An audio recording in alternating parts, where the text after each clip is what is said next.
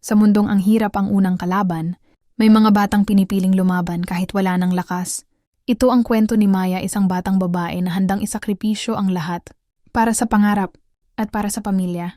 Sa oras na tulog pa ang karamihan, gising na si Maya, 4:00 ng umaga. Tahimik ang buong barangay.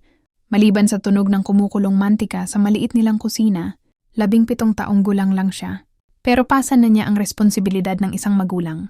Habang ang ibang kabataan ay nag-aalala sa love life, si Maya nag-aalala kung sapat pa ang benta niya para sa gamot ng nanay niya. May sakit ang nanay ni Maya. Ang tatay niya nawalan ng trabaho noong nakaraang taon. Simula noon, si Maya na ang tumayong haligi ng pamilya. Bago pumasok sa eskwela, naglalako muna siya ng banana queue.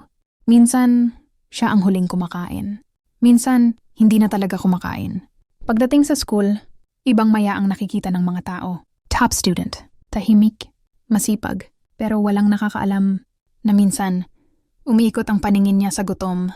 Isang umaga, habang nagtuturo ang teacher, biglang nanlamig ang kamay ni Maya. Umiikot ang paligid.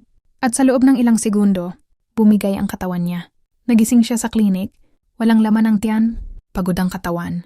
Pero ang isip niya, nasa tanong lang, paano na kami kung susuko ako?